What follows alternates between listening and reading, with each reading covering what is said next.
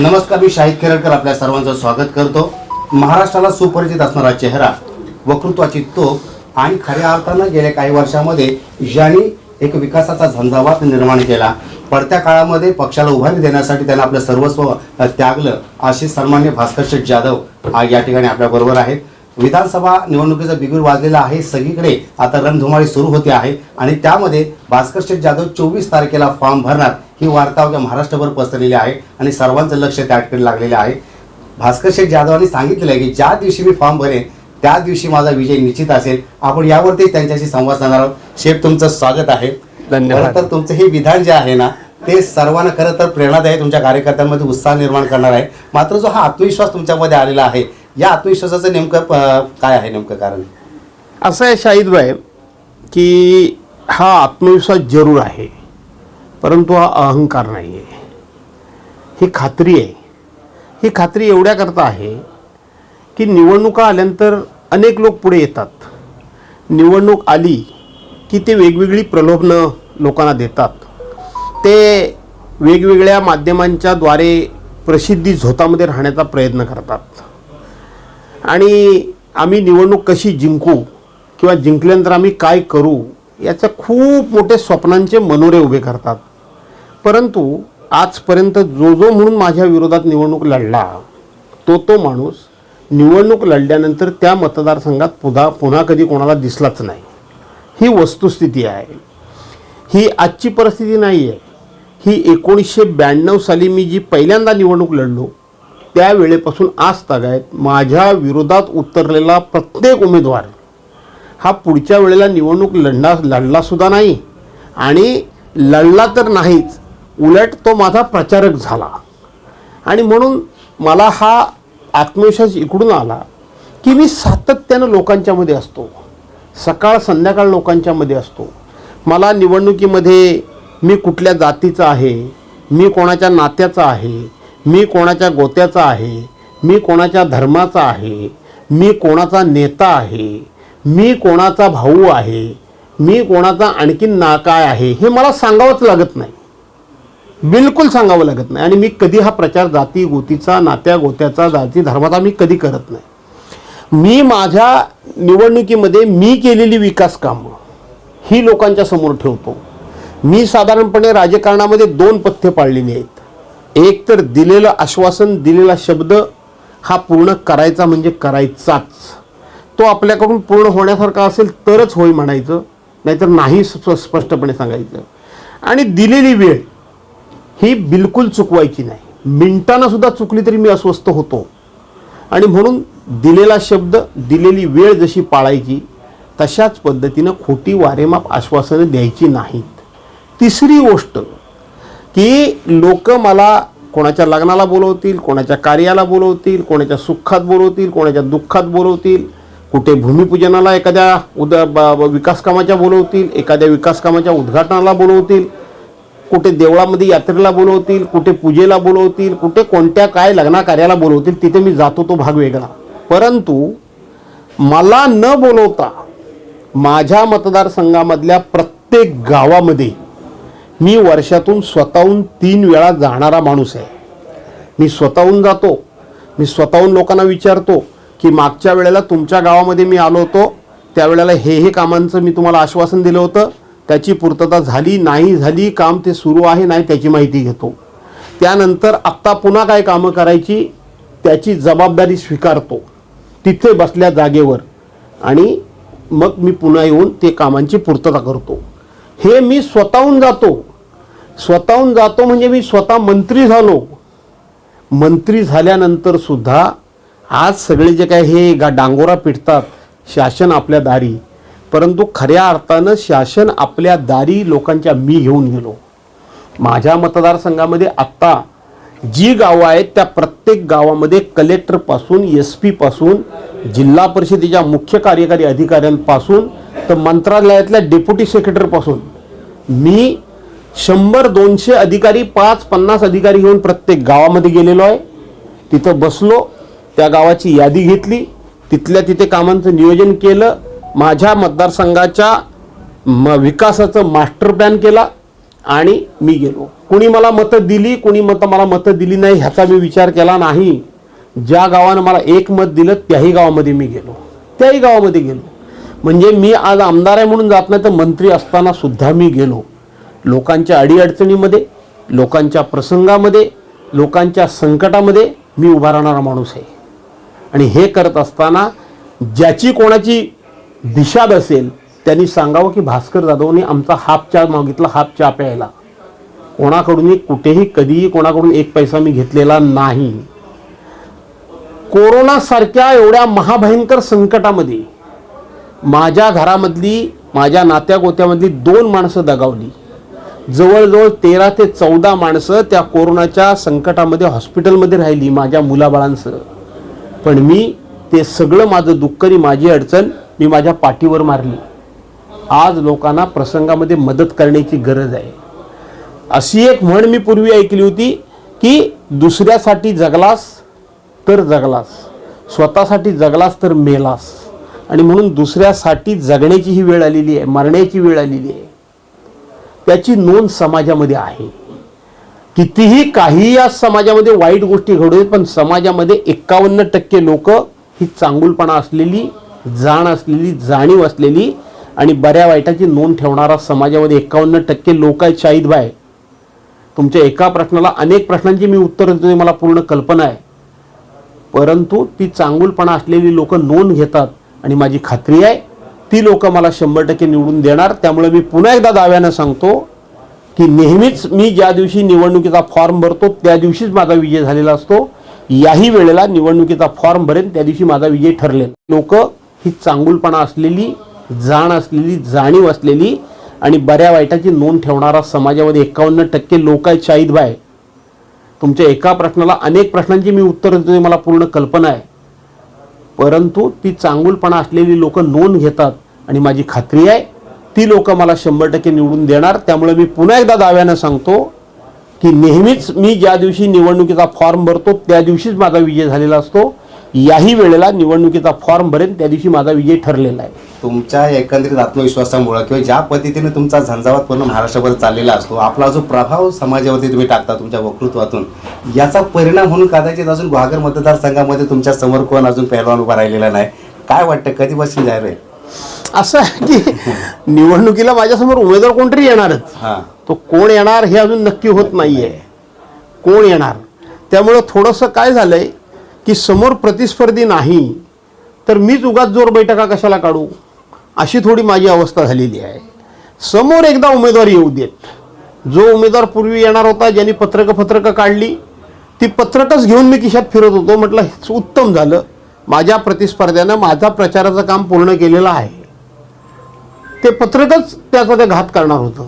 एकदा का मी बोलायला उभा राहिलो, तुम्ही माझ्या वक्तृत्वाबद्दल बोलताय, ते पत्रकच त्या उमेदवाराचा घात करणार होतं. पण तो उमेदवार कुठेतरी बिळात गेला, पुन्हा 4 दिवसातून बिळातून बाहेर आला, 2 दिवस पुन्हा आला बाहेर, पुन्हा आता बिळात गेलाय. कोणतरी एक मोठा, कोणतरी प्रचंड पैसेवाला कोणतरी नाव आलं होतं पुढं, तोही इकडं आला. कुठेतरी कार्यालयाची उद्घाटन वगैरे केली, तो कुठेतरी गायब झाला. काल मला कोणीतरी दाखवलं की त्या कार्यालयांना लॉक लागलंय.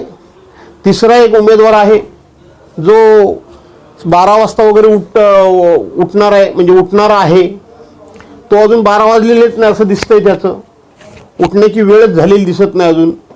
असे 2-3 उमेदवार समोर आले, परंतु अद्यापपर्यंत उमेदवार काही नक्की झालेला नाही.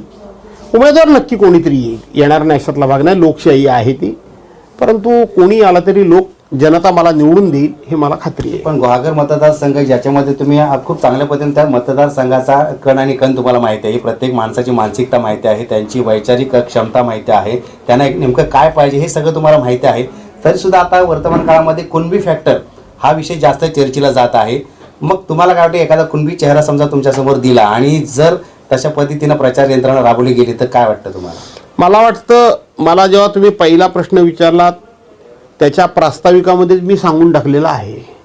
मला निवडणुकीमध्ये मी कोणाच्या जातीचा आहे, मी कोणाच्या पात्याचा आहे, मी नात्याचा आहे, गोत्याचा आहे, मी धर्माचा आहे, आणखीन काय हे मला सांगावं लागत नाही. हे सगळं म्हणजे माझा विकास, हे सगळं म्हणजे माझा विकास.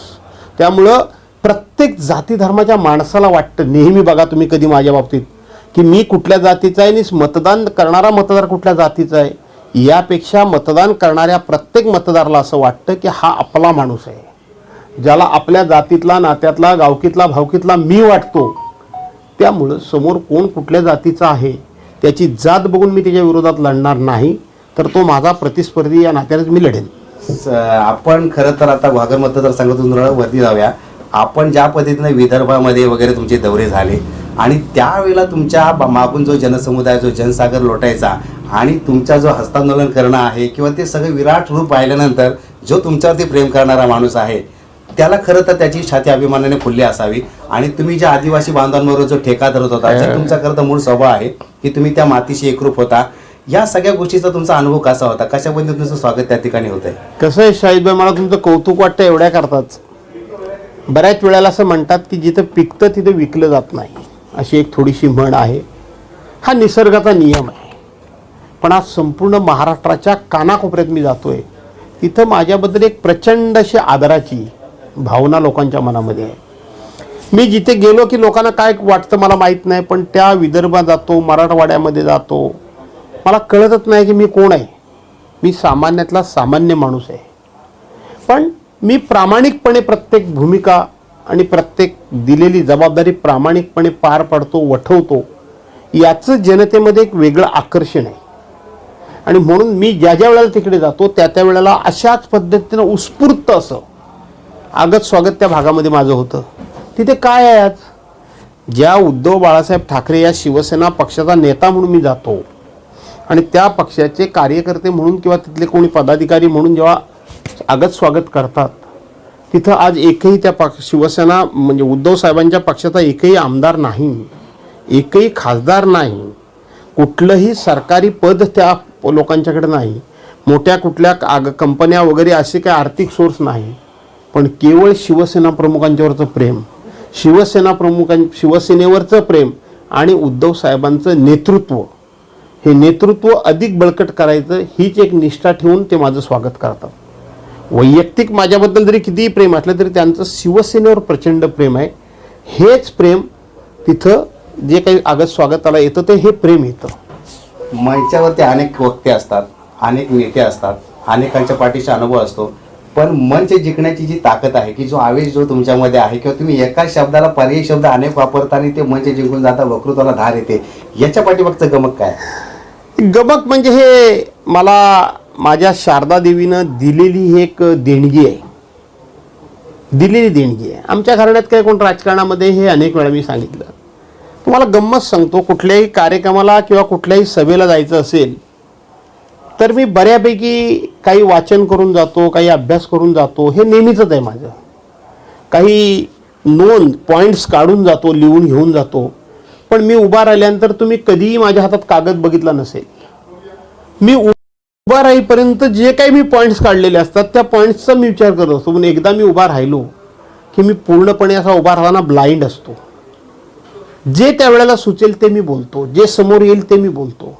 आणि त्यामुळं थोडंसं उपजत हा गुण मला लाभला आणि माझ्या शारदा देवीची कृपा आहे हे मला मान्यच करायला हवं आहे. कारण अनेक वक्ते असले तरीसुद्धा ते विषय मांडतील त्यापेक्षा काही ना काहीतरी वेगळा विषय माझ्या तोंडून सहज निघत असतो.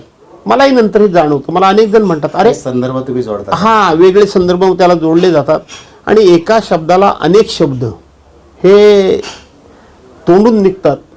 हे तोंडून निघतात ह्याला बऱ्यापैकी वाचन पाहिजे तुमचं. मी रोज सकाळी उठल्यानंतर किमान तास दीड तास काही ना काहीतरी वाचत असतो. वर्तमानपत्र हल्ली उशिरा येतात, पण मग आदल्या दिवसाचं एखादं पुस्तक ठेवलेलं असतं, आदल्या दिवसाचं एखादा वर्तमानपत्रातलं आर्टिकल असतं, कोणाचा आग्रलेख असतो, कोणी कोणावर टीका टिप्पणी केलेली असते, ती वाचायची ह्या विषयामध्ये. त्यामुळे शब्दाला शब्द जे मिळतात ते थोडे वाचनातून मिळतात, ही गोष्ट खरी आहे. आता तुमच्या याच वक्तृत्वाचा किंवा तुमच्या एकंदरीत अनुभवाचा फायदा चिपळूण संगमेश्वर मतदारसंघातले आपले उमेदवार प्रशांत यादव ज्यांनी तुमच्याकडे आशीर्वाद घेऊन गेलेले आहेत, कशा पद्धतीने तुम्ही त्यांना ताकद द्या? असं आहे की निवडणूक लागली की थोरा मोठ्यांचे आशीर्वाद घ्यावेच लागतात, थोरा मोठ्यांचे आशीर्वाद घ्यावेच लागतात.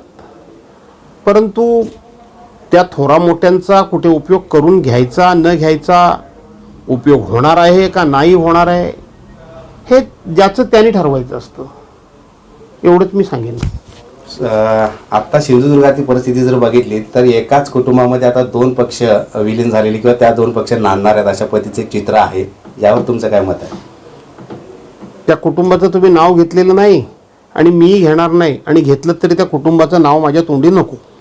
ठीक आहे. आता 24 तारखेला आपण फॉर्म भरणार आहात आणि नक्कीच तुम्ही म्हटल्याप्रमाणे त्या दिवशी जनसागर उसळणार आहे. कशी तयारी आणि कार्यकर्त्यांमध्ये काय जोश आहे? सर्वसाधारणपणे मी नेहमी उमेदवारी अर्ज भरत असताना खूप ताकदीनं भरतो, मोठ्या गर्दीनं भरतो, आणि त्या गर्दीमध्ये एक माझं भाषण होतं. आणि एकदा का तो उमेदवारी अर्ज भरला की मी शांत असतो, निवांत असतो.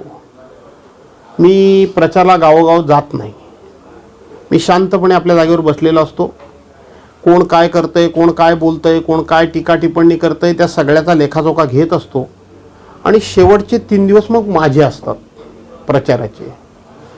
माझ्या त्या सभा होतात 3 दिवसामध्ये. 3 दिवसामध्ये बुडाला बाजार तरी एक 15-20 सभा तरी सहज होतात कमीत कमी. आणि त्या सभांना विरोधी पक्षाचे लोक देखील ऐकायला लांबून लांबून बसतात. सभेमध्ये काय आमच्या ते येऊन बसत नाहीत, पण आजूबाजूला बसतात. परत सभा माझ्या कशा असतात, त्या काय असं व्यासपीठ लावलेल्या सभा नसतात. आपण 2 युटिलिटी तयार करतो. एक युटिलिटी पुढे जाते, कोणतरी वक्ता तिथं भाषण करत असतो मी जाईपर्यंत. ज्या क्षणाला मी जाईन त्या क्षणाला त्याचं भाषण बंद. त्या युटिलिटीवर मी जाऊन उभा राहतो, मी भाषण सुरू करतो. मी ज्या युटिलिटीतून गेलो ते व्यक्ती जे असतात ते घेतात, पुढच्या गावात जातात. इथली सभा संपली की मी लगेच जातो, त्या युटिलिटीवर उभा राहतो. आणि मग जे काही खोटे नाटक कोण बोललेलं असेल, उगाच टीका टिप्पणी केली असेल, खरं केलं खोटं, त्या सगळ्याचं मी पूर्णपणे अशा पद्धतीनं समाचार घेतो की शेवटी रिझल्ट हा माझ्या बाजूनच लागतो. लोक दिवस रात्र काम करतात. मला या निवडणुकीमध्ये मला कळत नाही की मी किती मताधिक्याने येईन, हेच मला कळत नाही. मुळात माझ्या मतदारसंघामध्ये मतदान कमीच आहे, परंतु किती मताधिक्याने येईन ही पहिली वेळ मी निवडणुकीत बघतोय. लोक नुसते घरोघर फिरतायत आणि गावागावातली माझ्या बरोबर नसलेली माणसं येऊन मला भेटून स्वतः सांगतायत, आम्ही निर्णय घेतलाय, आम्ही तुमच्याबरोबर, आम्ही निर्णय घेतलाय, आम्ही तुमच्याबरोबर.